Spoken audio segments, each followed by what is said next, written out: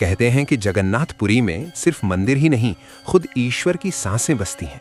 लेकिन बहुत कम लोग जानते हैं कि इस पवित्र धाम में एक ऐसा रहस्य छिपा है जिसने देवताओं की दुनिया तक को हिला दिया था। आज से हजारों वर्ष पहले जब भगवान जगन्नाथ अपने भाई बलभद्र और बहन सुभद्रा के साथ पुरी में विराजमान हुए, पूरा वातावरण एक दिव्य प्रकाश से भर गया था। मंदिर के पास फैला विशाल समुद्र, स्वयं समुद्र देव हर सुबह विनम्रता से भगवान जगन्नाथ के चरण छूने आता था। लहरें जैसे प्रभु के स्वागत में नृत्य करती थी। पहले पहले तो ये दिव्य दृश्य सभी के लिए सौभाग्य था, लेकिन समय के साथ समुद्र देव का प्रेम सीमा पार करने लगा। एक दिन समुद्र देव इतनी तेजी से उमड़े कि पूरी नगरी को जलमग्न कर दिया। घर, खेत, रास्ते सब पानी में डूब गए। लोग डर के मारे रोने लगे। देवताओं तक में हलचल मच गई। किसी को समझ नहीं आया कि समुद्र जैसा शांत देवता इतना प्रचंड क्यों हो गया। पर यह तो बस शुरुआत थी। कुछ ही दिनों बाद समुद्र ने फिर वही विनाश दोहरा दिया।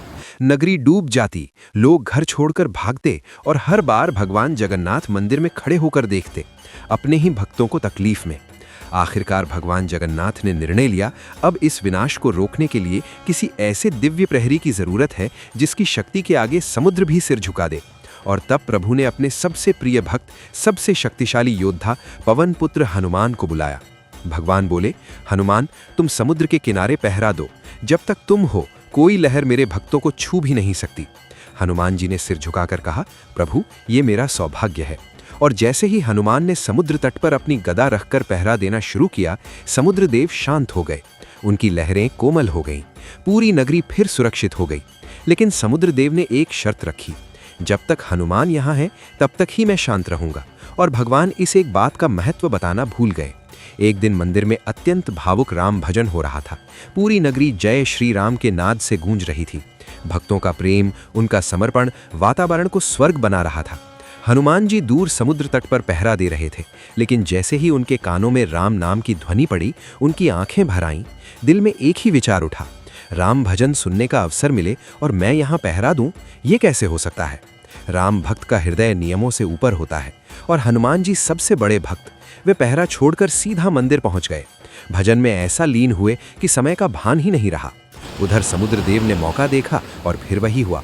भयंकर लहरें उमड़ी। पूरी नगरी तीसरी बार डूबने लगी। लोग त्राही त्राही करने लगे। मंदिर तक पानी पहुंचने लगा। भगवान जगन्नाथ ने यह दृश्य देखा और पहली बार प्रभु ने समझा कि भक्ति और कर्तव्य, इन दोनों में संतुलन बनाना भगवान का भी धर्म है। भगवान स्वयं समुद्र तट पर पहुंचे। हनुमान जी भजन से लौट रहे थे। उन्हें देखते ही बोले, हे प्रभु, मुझसे भूल हो गई।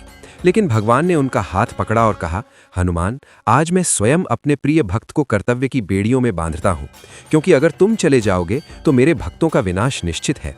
और तभी भगवान ने हनुमान जी को सोने की जंजीरों में बांध दिया। यही जंजीरें आज भी जगन्नाथपुरी के हनुमान मंदिर में स्थित हैं, जिन्हें देखकर हर भक्त की आंखें नम हो जाती हैं। हालांकि समुद्र देव शांत हो गए, लेकिन उनकी लहरों की भयावह गूंज मंदिर तक पहुंचती थी। इतनी तीव्र आवाज कि भगवान जगन्नाथ तक रात भर सो नहीं पाते थे। तब हनुमान जी ने समुद्र देव से कहा, प्रभु को नींद नहीं आती, कृपा कर इस गर्जना को कम कीजिए। समुद्र देव बोले, हनुमान, इसमें मेरी गलती नहीं है, ये तो तुम्हारे पिता पवन देव की गति है। उनसे कहो कि वे यहाँ ना आया करें। हनुमान जी ने पवन देव से कहा, पिताजी, कृपा कर पुरी में मत आइए, आपकी गति से मंदिर हिलने लगता है। पवन देव मुस्कुराए और बोले, पुत्र, ये असंभव है। मैं तो पांचों तत्वों में से एक हूँ, मुझे तो प्रवाहित होना ही है। लेकिन भगवान के लिए मैं नियम बदल सकता हूँ। फिर उन्होंने कहा, आज से मैं पुरी में उल्टी दिशा से प्रवेश करूंगा, ताकि मंदिर में कोई कंपन या शोर न हो। और तब से लेकर आज तक पुरी का ध्वज हर दिन उल्टी दिशा में लहराता है। ये किसी सामान्य हवा का प्रभाव नहीं, ये स्वयं पवन देव का प्रण है। और समुद्र, जो बिल्कुल पास है, वो भी कभी पुरी में नहीं घुसता। जगन्नाथ धाम आज भी सुरक्षित है।